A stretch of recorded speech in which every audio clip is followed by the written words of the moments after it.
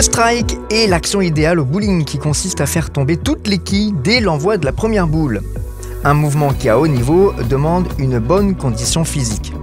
Avant même de débuter son geste, il convient d'abord de bien choisir sa boule. Le plus souvent, on utilise les boules disponibles au bowling. À plus haut niveau, elles sont généralement adaptées à la main, comme ici pour Solène Goron. Chaque boule faisant un poids différent, choisissez-en une qui vous paraît légère. Pour le savoir, prenez une boule des deux mains, le bras tendu vers l'avant et voyez si vous pouvez tenir longtemps la position. Si c'est trop long, elle est trop légère. Si c'est trop lourd, il faut en prendre justement une plus légère.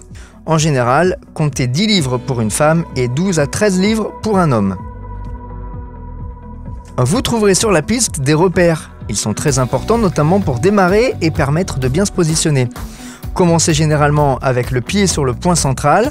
En partant de la rigole sur votre côté dominant, essayez de viser le deuxième triangle. Les triangles sont disposés sur la piste à environ 4-5 mètres de la ligne de faute et ils vous permettent de bien viser. Attention, la piste est huilée sur la première partie jusqu'à 3/4 environ. C'est au moment où il n'y a plus d'huile que la boule change de trajectoire. Une fois qu'on se retrouve face à la piste, la préparation du geste est primordiale. Trop de puissance ne fera pas forcément tomber toutes les quilles et il faut quand même donner un minimum de puissance à la boule. C'est la vitesse de votre élan qui donnera cette puissance, amortie bien souvent par une petite glissade. L'idée de la glissade, c'est aussi de protéger les articulations du genou et du dos si on plante son pied. Dès votre prise d'élan, on pousse légèrement la boule vers l'avant, ce qu'on appelle le push-away, ce qui permet d'entamer le backswing, donc l'effet de balancier pour que la boule monte derrière vous. Et ensuite, la boule redescend et c'est là le moment de lâcher la boule. Au moment de la lâcher, cette boule, il est bien de donner un effet. Il ne sert à rien de frapper plein axe pour taper la première quille.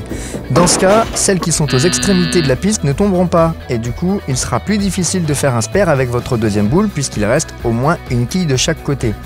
L'idée, c'est donc d'attaquer la première quille légèrement sur le côté. Avec l'huile dont on parlait tout à l'heure sur la première partie de la piste, la boule va glisser tout en tournant sur elle-même. Mais comme il n'y a plus d'huile en bout de piste, eh bien la boule adhère mieux et du coup la rotation modifie la trajectoire de la boule qui revient dans l'axe pour percuter la première quille. Et maintenant, il ne reste plus qu'à essayer pour enfin réussir un strike.